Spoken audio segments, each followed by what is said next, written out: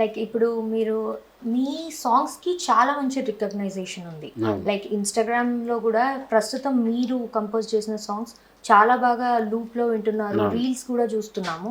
But like మీకెందుకు అంత recognition రాలేదు అంటే ఏం చెప్తారు? నాకు కావాల్సింది వచ్చినప్పుడే బయటికి ఎక్కువ వెళ్ళాలన్న దాంట్లో నేను ఆ కమర్షియల్ బ్రేక్ ఇట్ వచ్చేదాకా దాని ఫోకస్ దాని పెట్టి కూర్చున్నాను కాబట్టి ఎక్కువ పబ్లిక్లోకి వెళ్ళలేదు. ఇప్పుడు వెళ్తాను, టైం వచ్చింది. అందుకే ఇంత సింప్లిసిటీ మెయింటైన్ చేస్తున్నారు అనుకోవచ్చా? సింప్లిసిటీ అంటే ఏముండాలి, ఒళ్ళంతా బంగారం వేసుకుని లేదా ఎలా ఉండాలి? లైక్ చాలా హవా అనేది చూపిస్తారుగా. మన హవా మన వర్క్తో చూపించాలనేది నా ఇష్టం అంతే. అంటే నేను ఒకటి బాగా స్టడీ చేసిన ఇక్కడ ఏంటంటే, కామన్ మ్యాన్కి నువ్వు ఎప్పుడైతే దూరం అయిపోతావో, నార్మల్ మనుషులకి నువ్వు ఎప్పుడైతే దూరం అయిపోతావో, వాళ్ళకి అందరానంత మనిషిలాగా అయిపోతావో, నీలో ఉన్న కామన్ సెన్స్ తగ్గిపోతుంది. అది ఏ రంగమైనా కానీ. నీకు ఎవరు వింటే నువ్వు గెలవాలి? ఇప్పుడు నేను ఒక పాట చేశాను, ఆ పాట రిలీజ్ అయితే వినేవాళ్ళు ఎవరు? కామన్ మనుషులే. ఊర్లల్లో ట్రాక్టర్లు కొనుక్కునేవాళ్ళు, పనులు చేసుకునేవాళ్ళు, ఆటో తోలేవాడు, పాములోడు, వీళ్ళందరూ విని వీళ్ళంతా థియేటర్లకు వస్తేనే ఆ సినిమా హిట్ అయినట్టు, ఆ పాట హిట్ అయినట్టు. అది వింటేనే. నేనేదో పబ్బులోనో లేకపోతే ఐఫైలోనో అయ్య తోటల్లోనో అక్కడ వచ్చి నాతో కనపడే ఆ నలుగురు మనుషులు వింటే అవ్వదు అది. సో అలాంటప్పుడు వాళ్ళకి నచ్చే పాటలు చేయాలి, వాళ్ళకి నచ్చే వర్క్ నేను ఇవ్వాలంటే వాళ్ళందరితో నేను ఈజీగా లేకుండా, వాళ్ళందరితో కలివిడిగా లేని మనిషిలాగా మీరు వేరు నేను వేరు అన్నట్టు నేను మారిపోయాను అనుకోండి, నాకు వాళ్ళ పల్స్ తెలియదు. అర్థమవుతుంది. సో అందుకే నేను పని చేసేటప్పుడు ఆ రూమ్లో మాత్రం నేను చాలా అసాధారణ వ్యక్తిలా ఉంటాను. మీరు మందలిస్తాను కూడా నన్ను మందలించలేరు ఆ లోపల ఉన్నప్పుడు.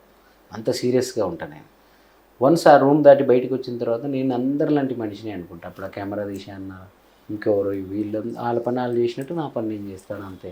ఇప్పుడు ఏంటి తేడా మీకు నాకు? అందరం ఒకటే కదా అన్న ఫీలింగ్ ఉంటుంది. అందువల్ల నాకు ఆ బిల్డప్లు మెయింటైన్ చేయడం ఇప్పుడే కాదు, నేను నిజంగానే నా పెద్ద పెద్ద హీరోలు సినిమాలు చేసి బ్లాక్ బస్టర్లు కొట్టినా కూడా ఇలాగే ఉంటాను. నాకు ఇట్లా ఇష్టం. Very down to earth. Yeah, nice, super. Like ఇప్పుడు మనం హుషారు పిట్టలు సినిమా దగ్గరికి వచ్చేస్తే, లైక్ ఈ సినిమాలో మిమ్మల్ని అట్రాక్ట్ చేసిన పాయింట్ ఏదైనా ఉంది అంటే ఏం చెప్తారు?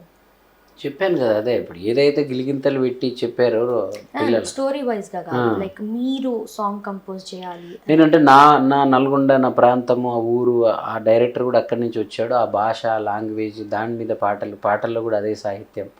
సో అది నాకు నచ్చిన విషయం. అంటే నేను ఒకసారి నా ఊరికి వెళ్ళి వచ్చినట్టు అనిపించేది. ఆ హుషారు పిట్టల సినిమా ఎప్పుడు చూసినా, ఆ పాటలు ఎప్పుడు కంపోజ్ చేసిన.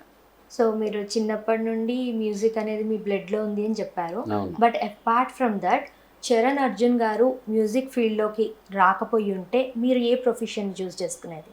నేను ఎప్పుడు నాకు అసలు సెకండ్ థాటే లేదు ఏంటి అనేది. బట్ ఖచ్చితంగా నేను అలా రాకపోయి ఉంటే పొలిటికల్ లీడర్ అయి ఉండేవాడిని.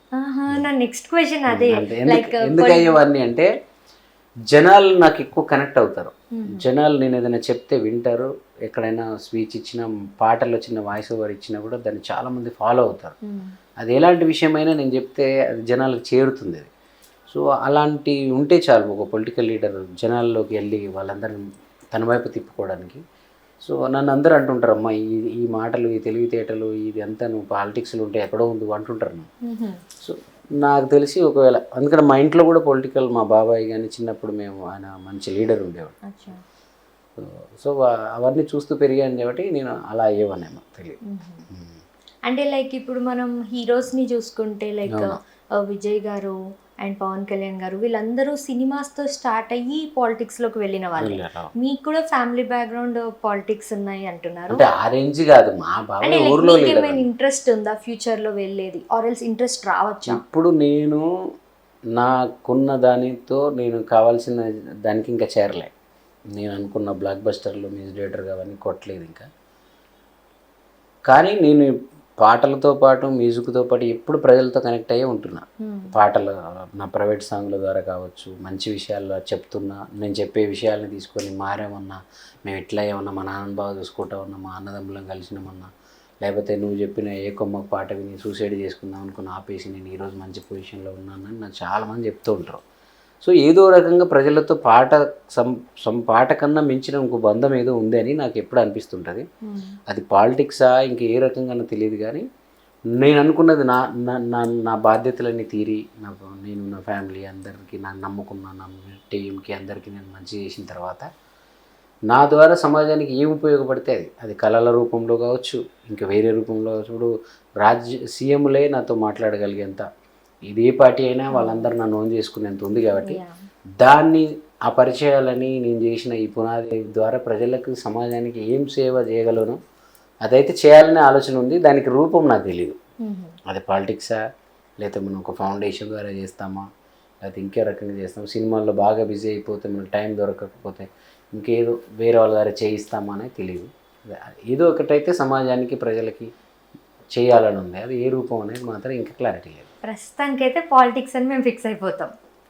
చెప్పలేము మరి, నిజంగానే ఏదో సీఎంలు మనకు ఇప్పుడు తెలంగాణలో ఉన్న రాష్ట్రంలో అంత పేరున్న వాళ్ళు కళల పరంగా రేపు ఇంకా ముందు నేనే ముందు వరుసలో ఉంటాను కదా, వాళ్ళంతలో వాళ్ళు మనకి ఏదైనా విజయ్ చరణ్ అంటే చేస్తాం మేము. చెప్పలేము, చెయ్యను అని చెప్పట్లేను, చేస్తాను అని కూడా చెప్పట్లేను. ప్రస్తుతం అయితే నా ఫోకస్ అంతా సినిమాలు, కమర్షియల్ మ్యూజిక్ కొట్టాలి, మన పాటల ద్వారా ప్రజల్ని ఇంకా చైతన్యవంతం చేయాలనే దాని మీద ఉన్నా. ఏజ్ కూడా చాలా ఉంది కదా, ఇంకా చూద్దాం. Okay, super. పాలిటిక్స్లోకి రావాలనే కోరుకుంటున్నాం. లైక్ ఇక్కడ నుండి అక్కడికి వస్తే మాకు కూడా చూడడానికి బాగుంటుంది కదా. చూద్దాం, కాలం ఎటు తీసుకుపోతే అటు ఉంది.